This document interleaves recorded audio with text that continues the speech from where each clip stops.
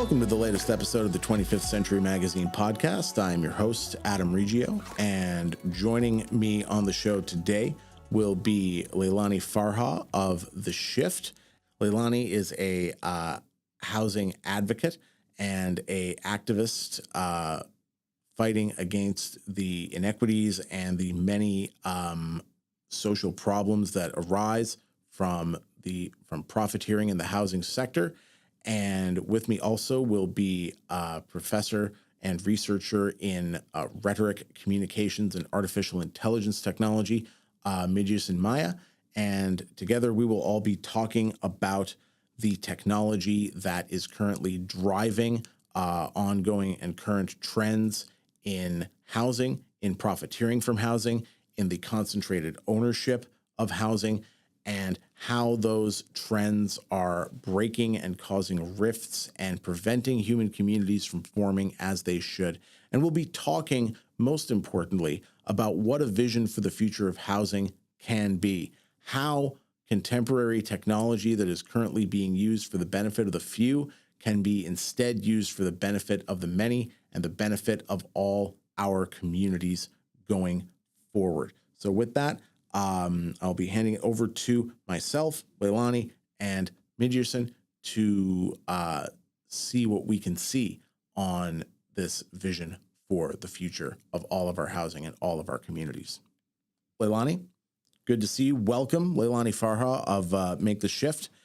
Here to discuss the many issues involving the housing crisis. I want to thank you for being here to discuss all of this that is affecting the lives of so many Canadians, so many people throughout North America and so many places in the world, really, and all of the factors, some of the factors anyway, that are contributing to this crisis and laying the groundwork for what could be an amazing future for housing, but what could also be a bit of a dystopian nightmare of a future for housing for so many people, and trying to thread that towards the best direction possible.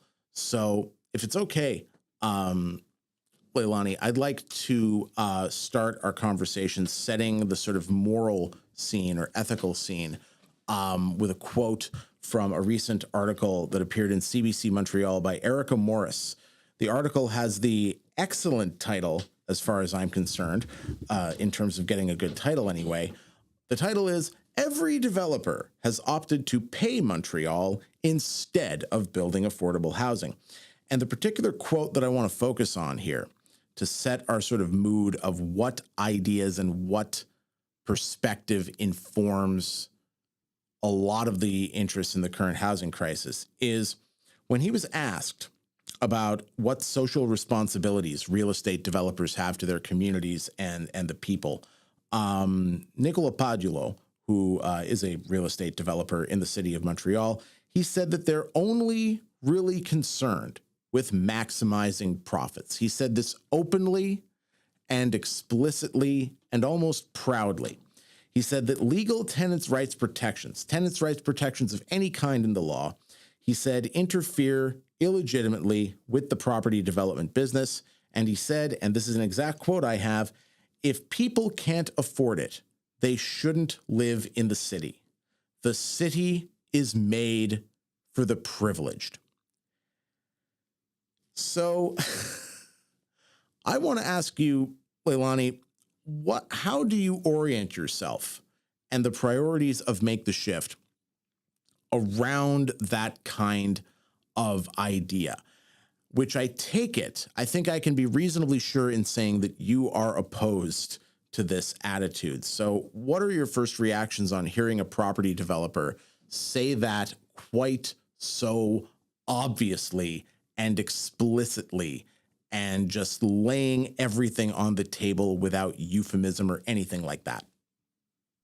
Well, first of all, it's a pleasure to be here to be talking about what is probably the most significant social issue confronting most cities and most countries actually around the world. So a super important conversation, and I'm really happy you invited me into it.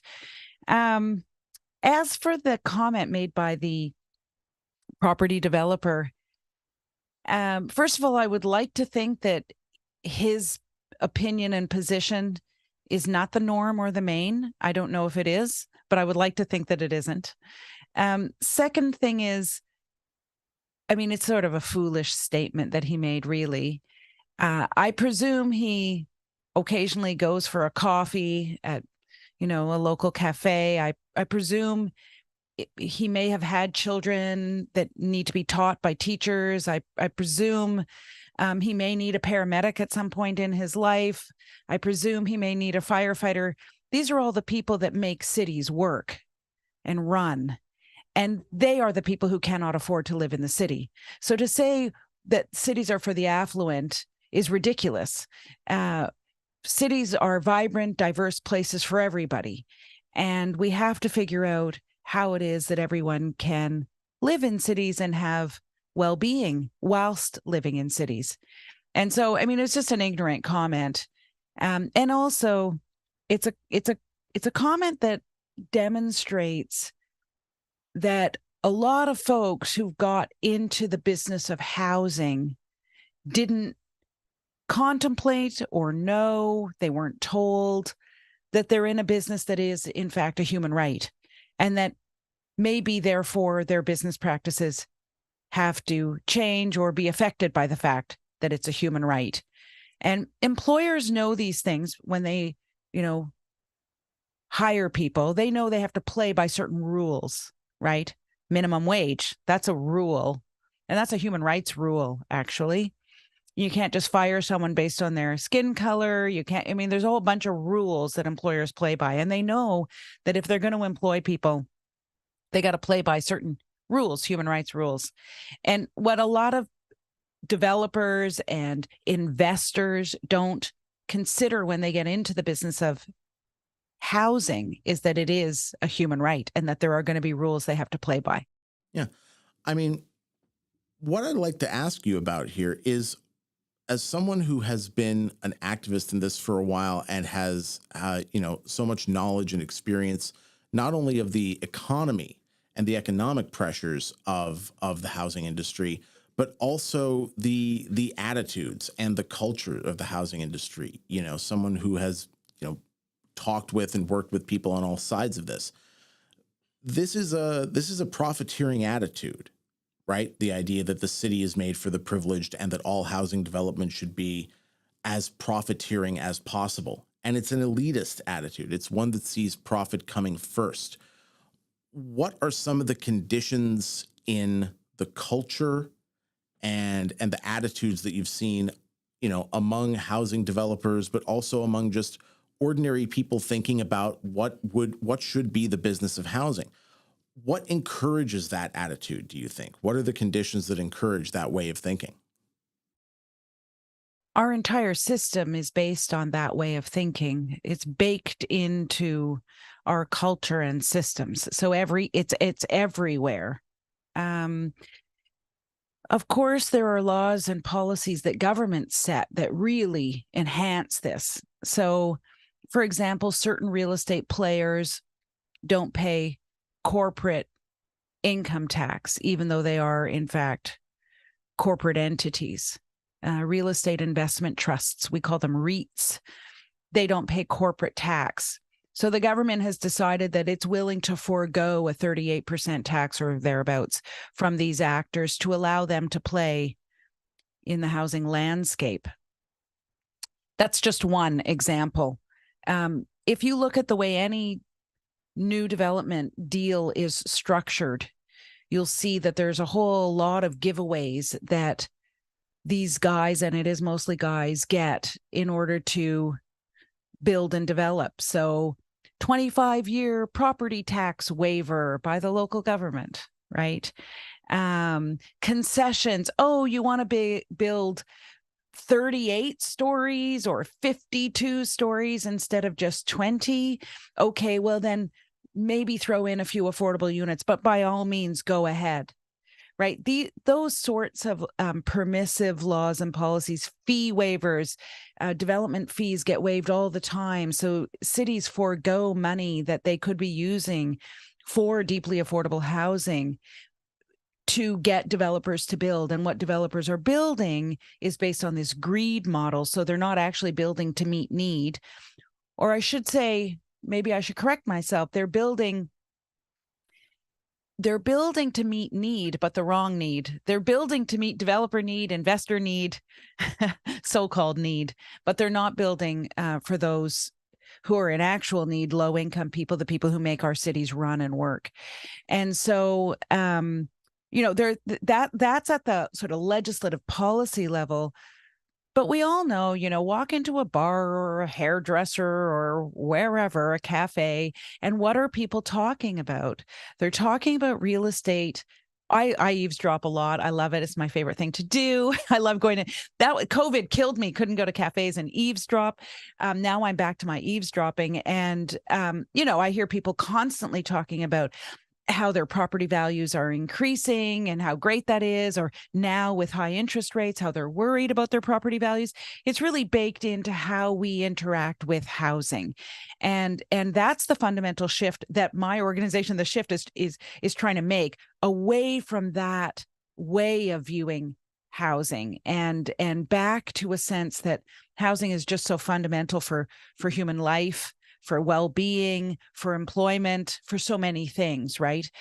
To participate in democracy, for example, you really need a secure home. And I mean, as I said, it is so baked in. Even, of course, there's other things. Airbnb is a good example of, sold as a way for people who are struggling to maybe, make a little extra money. It has become a major investor platform. It's no longer the individual who's renting out a room in their house, like a bed and breakfast kind of situation. It's now corporations buying entire floors of buildings, or multi floors, and putting them on short-term rental platforms. So it's everywhere, and it's in our advertising, it's in our journalism, in our columns. Columnists are always writing, where should you invest your money? Oh, real estate. Yeah. And it's one of the issues when it comes to corporate management of real estate as well, is the fact that new technologies do allow corporations and corporate governance and investors to do so many more things when it comes to managing property portfolios and managing real estate that have never really been able to be done before.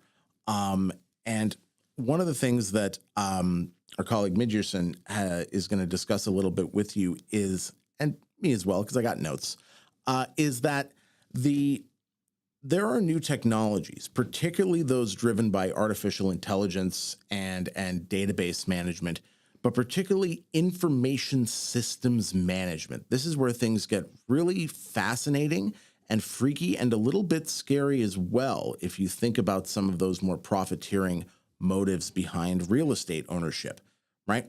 Which is that now, with increasing sophistication, increasing processing power in information management, a property management company and a property and real estate ownership company can now have portfolios that are no longer constrained by geography and no longer constrained by human perception and human movement, right? So, Midierson, what are some of the technologies that you and I have been talking about in terms of like how they're used and how properties are managed in these much more decentralized but also very centralized ways? Adam, thank you very much for having me today. Leilani, thank you very much for being part of this conversation. The first thing is, before talking about technology and before talking about technology applied to housing, it's important to talk about power.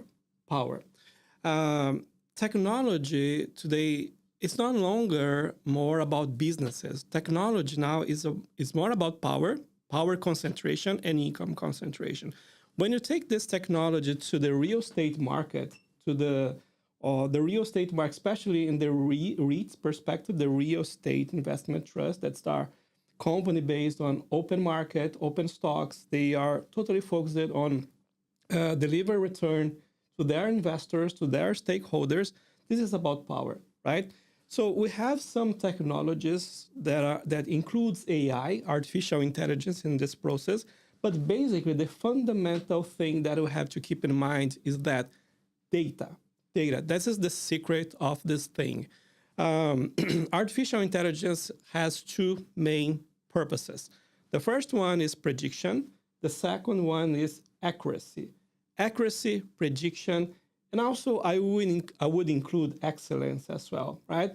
So when the landlords, the financial landlords, big institutional landlords, they use artificial intelligence, they are using artificial intelligence to maximize the efficiency in terms of managing inventories and managing even utilities. When they buy a lot of single rental units, single family housing, they use those technologies to manage more properly and more efficiently the portfolio.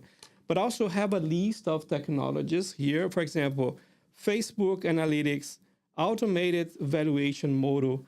There is a startup called rexhomes.com as well. There is another startup in Montreal called squarefeet.ai that serves REITs, that serves real estate developers. And also we have another way to, another technology is called automated landlord. So this automated landlord is the technology that they use artificial intelligence to manage inventories, right? Before technology, maybe before the previous 10 years ago, taking over this new segment, it's called single family housing in Canada and United States. That was a big challenge because they didn't have technology to manage. The geography was a limitation, but now with this new application of artificial intelligence, they can just buy more effectively those single family houses and manage more effectively the single family housing. So they can also have an impact on rental, right? When you have data to work with rental more effectively, you can control, right? You can make it more expensive. You can just reduce the price. It depends on your intention. But the thing that scares me more is the use of data-driven real estate. The data-driven real estate. Well, I mentioned Facebook analytics. So when we collect data on social media, imagine, Adam and Leilani, people now, especially here in Canada, we are amid a crisis, a rental crisis. Imagine how many people they are posting on internet and talking about their fears and talking about the fear of missing out, fear of missing a rental unit, fear of not getting an affordable housing or an affordable rental. Imagine at the other side, the real estate investors, they buy in artificial intelligence to analyze this data on social media, and they are able to identify how afraid we are, right? If they are able to identify how afraid we are, they are able to identify how open we are to accept a more expensive rental. If you are afraid, you tend to pay more for that. Fear equals desperation in a lot of cases. Exactly. So this is about a data-driven process based on the data that we deliver all the time on social media and not only on Facebook, but on Twitter, on Instagram, on our platforms. For example, I give you an example of a big company that works with that, Salesforce. Have you ever heard about Salesforce? Salesforce automation. They have one application called Salesforce Einstein. The Salesforce Einstein is able to go to the social media, go to different sources and collect our data and process those data and deliver those data to the clients, right? So with that data, they can take measures. They can take decisions on the data that we are providing for free, and they are using that. They can afford that because they are big landlords. I'm just asking myself, about this power balance. We are facing a problem, an issue regarding power balance in this society. In the society of surveillance, there's an author called Shoshana. She has a book called The Capitalism of Surveillance. Yeah. So we are just being monitored all the time by artificial intelligence. But what are the values we are getting from this surveillance? Nothing. What they give to us, just the service. If we use, for example, Google, Facebook, and other platforms, all the apps on internet, we deliver data, we sign the contract with them, we deliver the data, they provide us the service, but they have more power than us. Imagine, Adam and Leilani, if you just turn off Google, who are you going to be after turning off Google? We are using here a lot of applications, but we are totally connected. In order to use that, we have to give the data. So in case of the real estate, that's not different. They will do that. They're going to do that. Particularly, this example that I mentioned, SquareFeet.ai, a company based on Montreal, a startup, they do exactly the same. They use our data to identify, for example, how afraid we are, or how we can just, when we deliver those data, they deliver that data to the big landlords, and the big landlords will process that and increase and reduce, or maybe create an artificial scarcity in the market. Because when they have, imagine in Canada, they have a couple of big REITs controlling around 30%. Leilani can just correct me if I'm wrong, but that's around 30% of our units here are controlled by big corporations like Blackstone and other big corporations. BlackRock, Vanguard, JP Morgan Chase. Exactly. That's right. They can control. That's like technology, how big capitalists take control of the thing. That's my point. And they take control. That now it's easier to take control because they have a lot of data about us. Yeah. And one of the issues about this kind of control, and I want to throw this back to you, Leilani, on this, because one of the things I want to talk about right now is that right now the issue is that the technology is fundamentally being used by folks who have excessive amounts of wealth, and that wealth gives them excessive amounts of power, and the technology augments the power that they have. But what I want to get into is, because this is a podcast fundamentally about the future and understanding what the future can be, what is the goal? Can we use some of these technologies to build an equitable housing system? And what would an equitable housing system look like that includes some of these technologies? Midierson, you can throw in, and Okay. and Leilani, I want to hear your contribution on this as well, very much. So let me give you my perspective. Again, I just truly believe in power balance. We have to think about how we can create more technology that gives people access to data. Imagine listing, right? Google, do you know how Google uses it's like a business model? If you pay more, you'll be the first. Yeah. Right? It's the same on Facebook, it's the same on Instagram, other platforms, the same modus operandi. Imagine I'm a landlord, a minor landlord with 2 or 3 rental units, 2 or 3 units. I'm not able to pay a lot to be the first one on Google, right?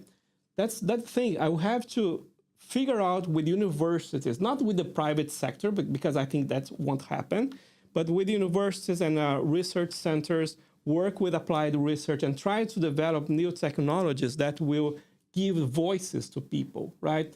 Or make it more equitable, make it more even. Because with the technology, the models we have now, that's not even, right? That's not even, because that's not fair.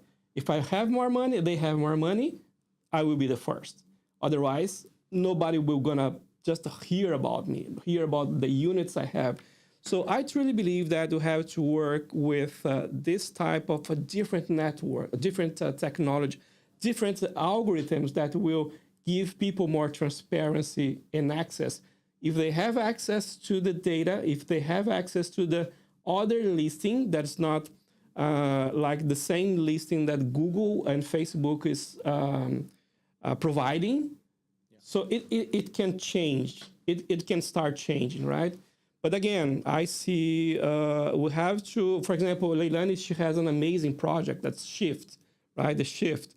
Maybe we can work together and go to a university and just show this, present this problem. Let's work together to make this shift, this technological shift. We have to do a technological shift. Yeah. So what will housing be in an equitable future? Well, I mean, there's an answer to that has nothing to do with technology necessarily. I mean, I could just answer, what a human rights-based housing system looks like. And then, maybe Midierson could talk about how technology fits in with that or doesn't fit in with that. But one thing for sure is we can't continue to see the cost of housing escalating, right? Rents increasing. And Midierson already said that they're using the technology to figure out how much they can raise rents based on, for example, fear factor, right? And as you said, Adam, desperation, right? And so we need a system where rents don't escalate and where rents are commensurate with household income. Well, we don't live in that system right now, right? We live in a system where we have weak tenant protections that allow landlords to raise rents. Even in jurisdictions where there's a cap, there are go-arounds on those caps. Above guideline rent increases is what they're called in this country. So we need to get a handle on that. We need to actually have governments intervene in the market. And that's like dirty words, right? Those are dirty words. Those are contrary to the neoliberal state that has been established here in Canada. We're one of the most neoliberal states around where housing is concerned, especially.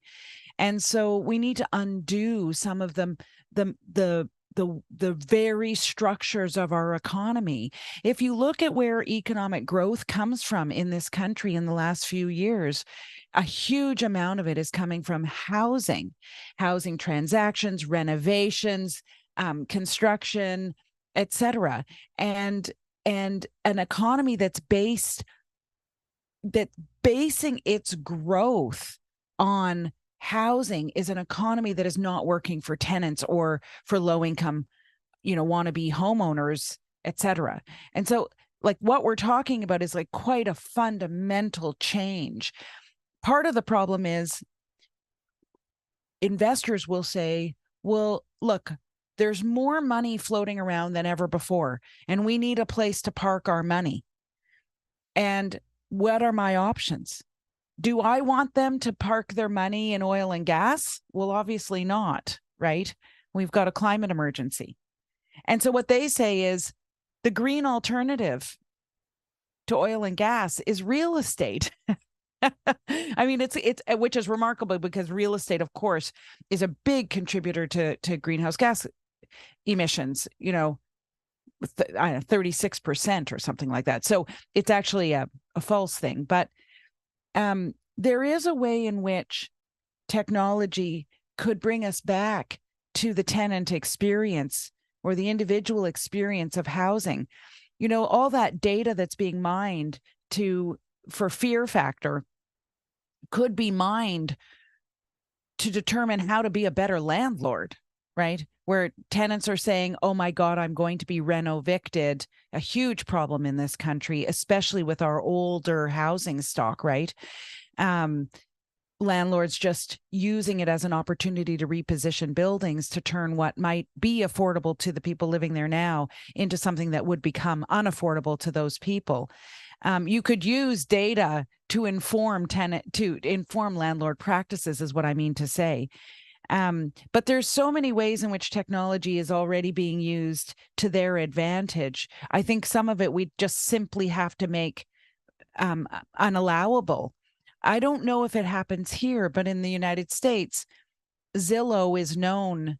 It's a platform and a data company, and they're known to give pre-releases to the big private equity firms and those that the developers, et cetera, who acquire housing. They give them pre-listings basically so that they can intervene in the market and gobble up things that we wouldn't even know were on the market, or that a government wouldn't know is on the market, because one of the things we want is maybe for governments to start acquiring buildings rather than having these big corporate and financial actors buying them. But with technology, they're unable to do that because they don't know what's coming to market. There's this sort of inside scoop, and maybe Midierson knows more about that than I do, probably.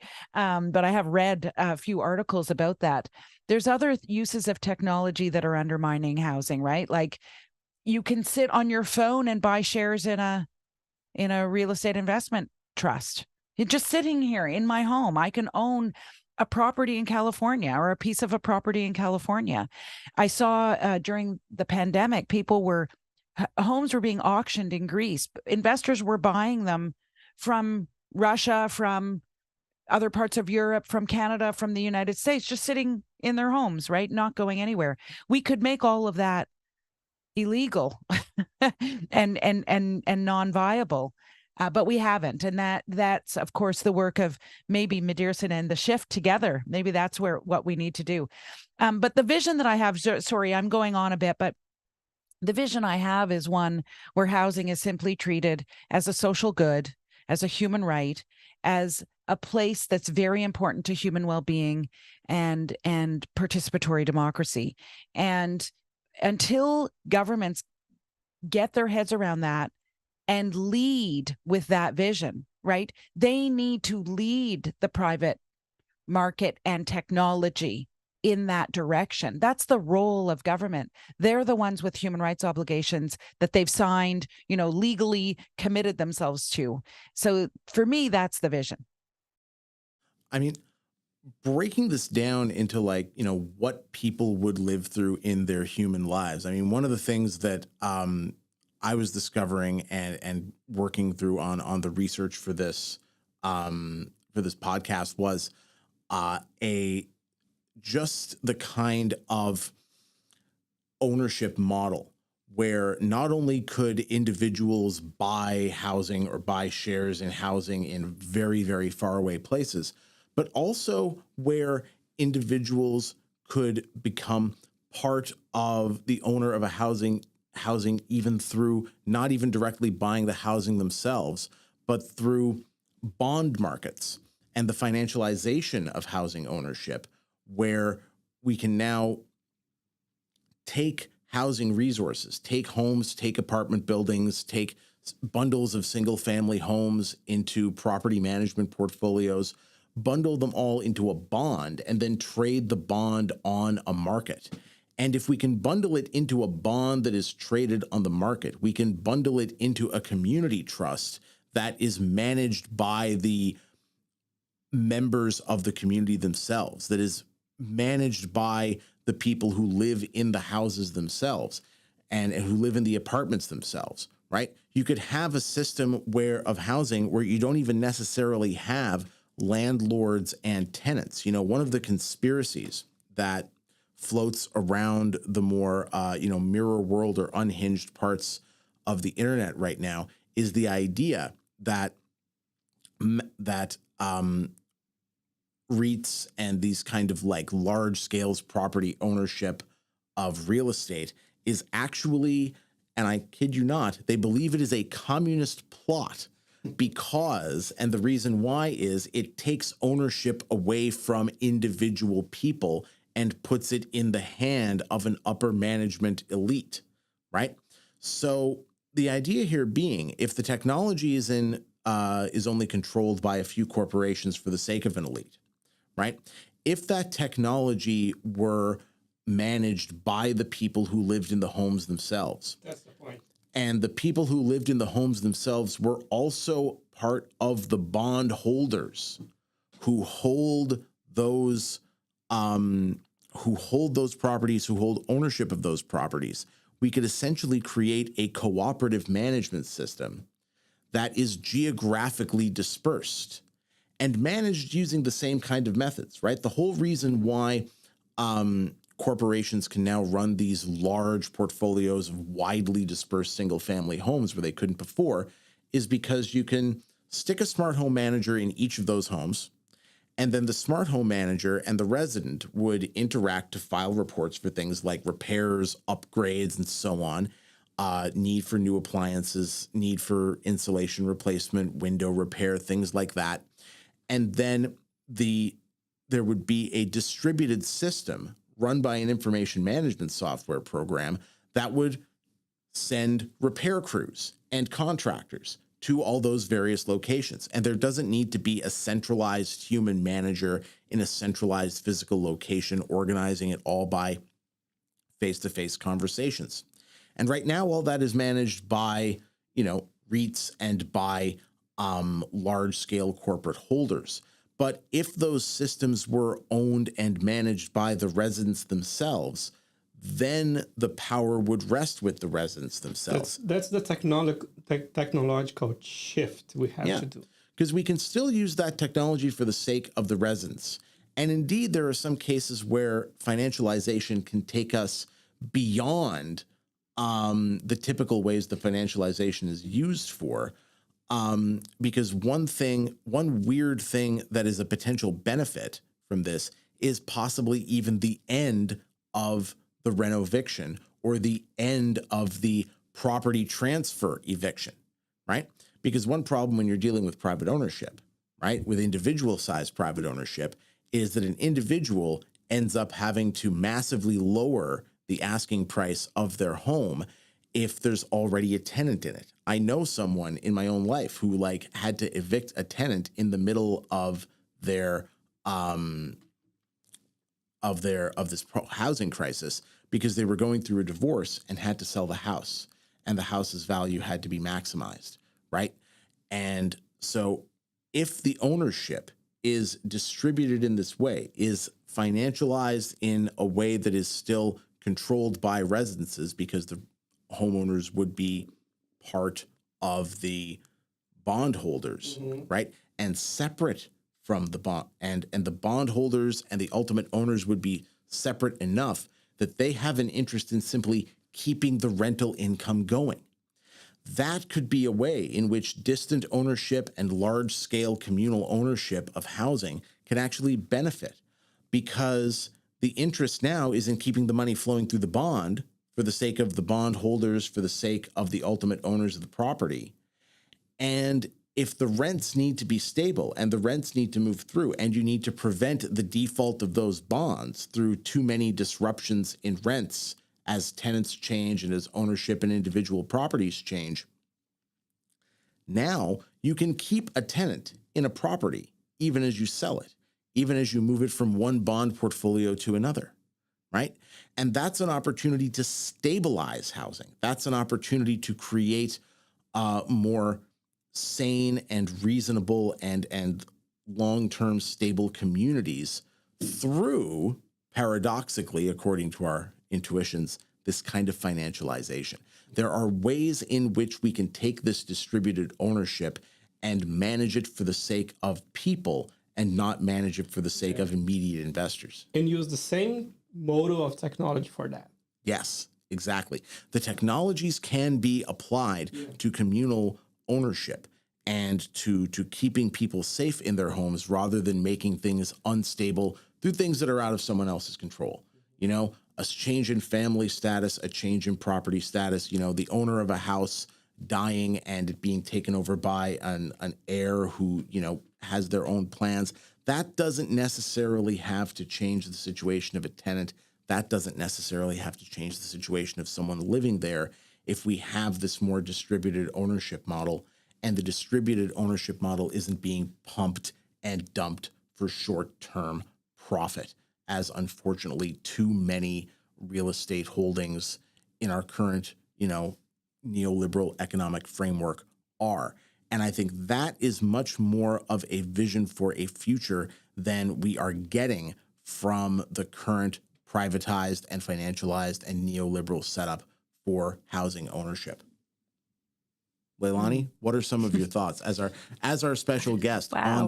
on this particular vision? I know I threw a lot out there, but That's a lot. That's a lot. I mean, one of the things that comes to mind is, what we were talking about before, which is who owns the data and how is it being used. And of course, those who own the data make a huge amount of money by selling that data or, providing that data to corporate landlords, et cetera. And so breaking that is one of the key things. And we've seen what happens, and I don't want to take us too far afield, but we've seen what happens when people use data for people. And I'm thinking, yes, of Julian Assange.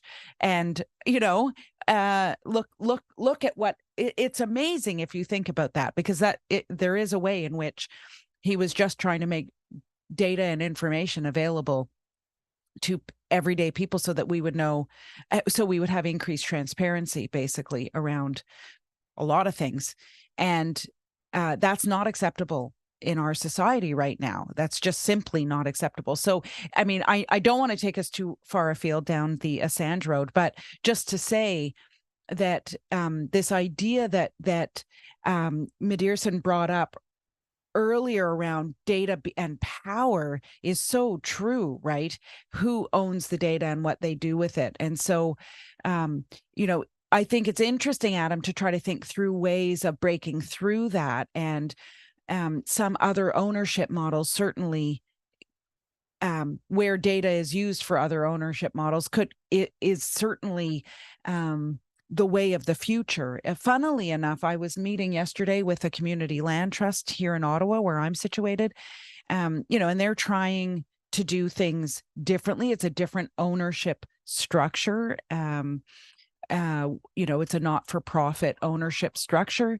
I met this morning with a really interesting financial outfit, developer outfit in Scandinavia, in Denmark, where their tenants, they pay market rents, but the financial model is such that while there are investors in the properties, the tenants are investors as well. Their rent is their investment, and they receive a 15% return on their annually on their investment, and as renters, which lowers their rent basically, right? I mean, they pay their rent, but then they get this bonus through their investment, so it lowers their rent.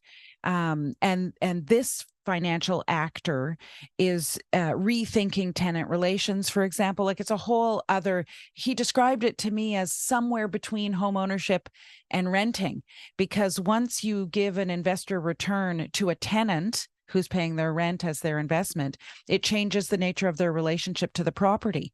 Right. And it was fascinating. And of course, we know that in the employment sector, there are corporations that have done that, where employees, own shares in the company, and it changes the behavior.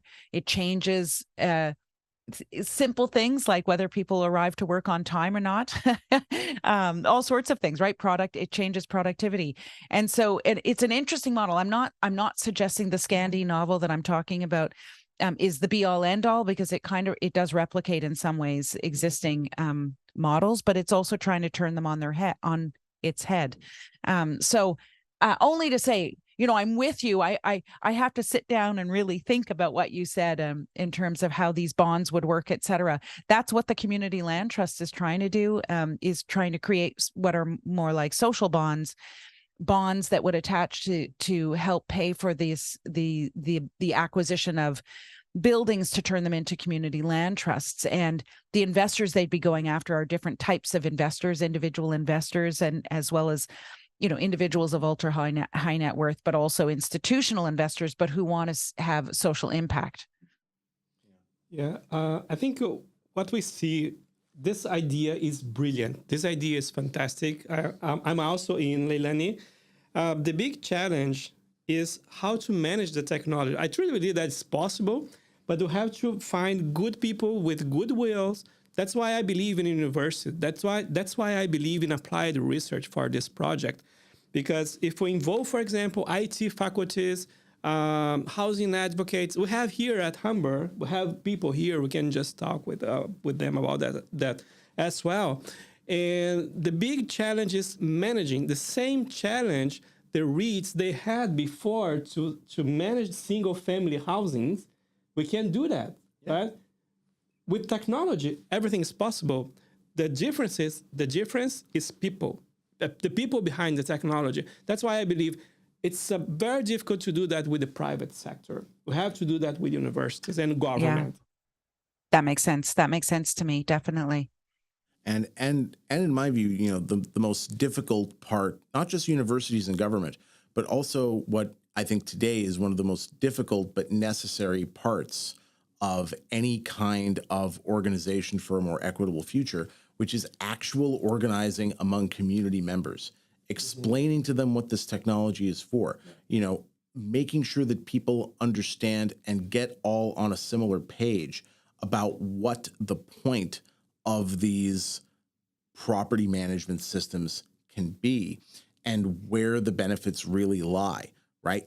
Like, one of the most interesting challenges, and by interesting, I mean frustrating and irritating challenges, is the fact that, yeah, we will be dealing with, if we're going to organize more communal ownership in this way that the Scandinavian approach does, and in the way that the approach that I brought up earlier does, one of the problems we're going to be dealing with is the misconception that people have that, you know, any attempt to bundle together ownership away from the individual is somehow oppressive of individual rights, right?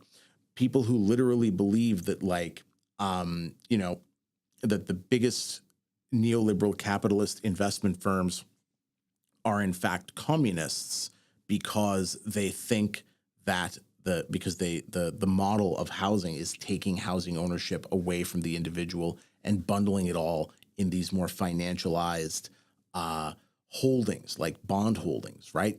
And overcoming that kind of skepticism that misunderstands the key concepts of what ownership really is, right? Ownership in a community, being part of a community that together owns a whole bunch of housing, that you take a small part in playing in managing yourself, right? With other people. Being with other people is coming to be seen as a form of oppression, when at most it should be seen as a form of mild irritation. And being with other people and having to rely on other people, you know, it's difficult to do, but it's a necessary thing to do if even individuals at the working class and the middle class and even the, you know, comfortable upper middle class level are going to be empowered. Because in this constant price gouging, price raising environment that we are in, where housing is treated as a short-term investment commodity of like getting a return in, you know, 1 year, 2 years, 3 years, 5 years, is something that's even driving people who are stereotypically wealthy out of the housing market. You know, people who are, you know, earning incomes of potentially, you know, hundreds of thousands of dollars a year, who themselves are already being priced out of home ownership. And where that kind of, we are in a housing market where that is happening, and a housing market where that's happening doesn't make any sense. But it's how we restore and how we can use technologies and the tools that are being used to take that power away from us to take that power back. Yeah. There is one thing that Leilani mentioned in other podcasts that I love, is that housing is the center of everything. Housing is the center of socialization. Housing is also the center of education. Housing is the center of everything. It should not be an asset like for real estate investment trusts. That's effectively a human right. It upsets me as well, Adam, because when I see what's happening in today, I ask myself, what's the future of that?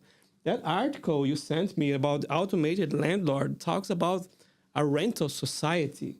That's very sad. Yeah. That's very sad. The rental society, where we are in that, right? Yeah, when really the kind of thing that I'm sketching and that I'm trying to, provoke everybody to think about is a kind of everybody ownership society where even the least fortunate of us can have some kind of share in the ownership of the housing where we are, right? Housing is seen as an investment asset today when it should be seen as the kind of asset that is a condition of production and a condition of creativity. Mm-hmm. Well, it's interesting what you say, Adam, because if you look at what's actually being built because of the use of housing as a financial asset and a financial tool, in fact, I mean, housing is a very good tool to raise more capital, basically. That's in fact what's really going on here. If we really want to get down to it, it's about building capital more than anything.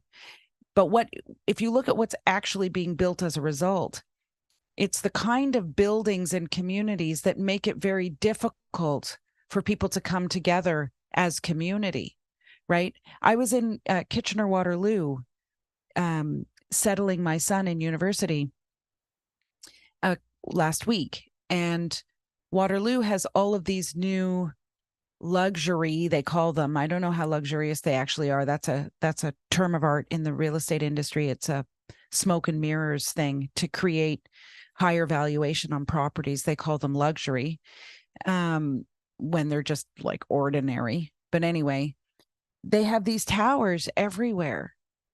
And it's, as you know, I mean, these are like basic principles of architecture. The lower rise a building is, the closer it is to the street, the more likely you are to have community connection.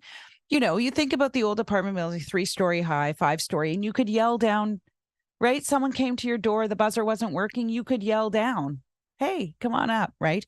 Well, we've lost that with all of these towers in the sky, these micro units. You can't even have friends over. You can't have a party, right? And I'm not being facetious here. I mean, I really think there's this spill-on effect of financialization that doesn't get talked about very much.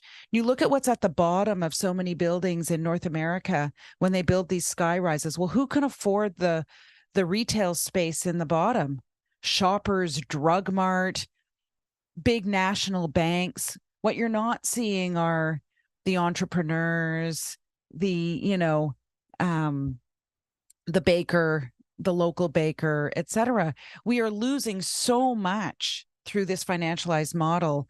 And it goes to your point, Adam, about like what about the idea of like a whole bunch of us owning everything and we're all in it together and we're just trying to create a good society. We are so far from there. Now, I think we're going to wrap up soon and we don't want to end on a negative note. So I'm going to pass the ball back to you all to be more optimistic. I was trying to push everyone else into optimism here, really, because one of the overall themes of this, and if I can brand the podcast and brand 25th Century a little bit on our way out as you head to what I can only presume from our preamble conversation before we started recording is your next of 47 Zoom meetings today, is that the vision I have for 25th Century as a podcast and a magazine that we're kind of working out is a vision of futurism that actually embraces the power of people to build a better society and not simply create a kind of lifeboat for the super rich to upload their brains, move to Mars, and or get a really nice apartment on an international space station. It is more along the lines of what can the future be if it really is what we dream our best life can be. And that's not the best life in terms of the most fun life or the most exploitive life or the life of someone who does like to, their goal in life is to pump and dump stocks, bonds, housing assets, whatever else they can get their hands on, so that they can accumulate as much stuff before they're 30 as possible, and then just ride an enormous wave of cocaine until their death, which is a fine way to go out in some ways, but, you know, is not a vision that all of us can take part in. It leaves too many behind. And so the idea that we can use our technologies, we can use our smart home developments to coordinate repairs among a huge number of properties and make them better places for people to live. That we can use the fact that we can, all be bondholders in a kind of financialized housing stock to ensure the security of our rental incomes and to give us all rent reductions and pieces back on the money that we spend, to live in our places, and that we can open up more places and plan around community development, less around the luxury high rise that is just a denser form of suburban isolation, and more around the community like low rise and low level skyscraper that can keep, a dense community in more spacious 10 and 12 and 8-story buildings with shops at the bottom and parks throughout, and a vision of a community that is much more ecologically and socially sustainable, and where you have to work hard if you really want to alienate yourself from a community and really dedicate yourself to alienation, rather than simply being this isolated person, this isolated figure by default. And, it's a very difficult exercise to achieve, but at the very least, it's an easier exercise to conceive of. So I hope that some of those conceptions can then filter into broader activism around housing and what we can achieve for housing in the first place.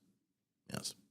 I hope I didn't steal your thunder, Leilani, because you were our damn special guest. We have worked so hard to schedule this. No, not at all. Not at all. It's all good. I'm only conscious of the time because I have to go. So. I know. And I'm sorry. I hope it's all good. It's a fascinating conversation. And I hope you enjoy your less interesting next few meetings. Yeah, they will be less interesting for sure. Well, thank you. I appreciate that. Thank you. Thank you very much for coming, Leilani Farha. And I wish you the best. And I hope this certainly won't be the last time we hear from you. No, well, this is an important conversation. We have to keep it going. Absolutely. And I like taking opportunities to vision and revision in both a kind of practical and less practical way, because I think we need to have the big vision to motivate us, and then you do these sort of smaller things, have these smaller visions, these very practical tomorrow kind of visions along the route, along the journey. So I appreciate the conversation because it led me to both places, so that's nice. Thank you very much. Pleasure. Thank you for being here. 25th Century Magazine and 25th Century Magazine's podcast would not exist without our wonderful sponsors. And those sponsors include Juicebox Group Marketing, as well as TSK Wealth Planners, Preemptor AI, and CIMO, the Chartered Institute of Marketing Management of Ontario. Thank you very much to all our sponsors for all your support and the various ways that you give that support. Thank you all very much. Juicebox, TSK, Preemptor, and CIMO. You can also download or watch any podcast of 25th Century Magazine at all your favorite podcast venues. Most specifically, we are on Podbean, we are on Spotify, and you can even watch our ugly faces at the 25th Century Magazine YouTube channel. You can go to YouTube, go to Podbean, go to Spotify, and search 25th Century Magazine. You will find us, I would say, immediately. While there, you can watch the latest episodes. If you're into it, you can catch up on some of our back episodes and see some of the great conversations we have already had with a lot of interesting people about visions for the future that are a better world for all of us than certainly the one we're currently experiencing right now.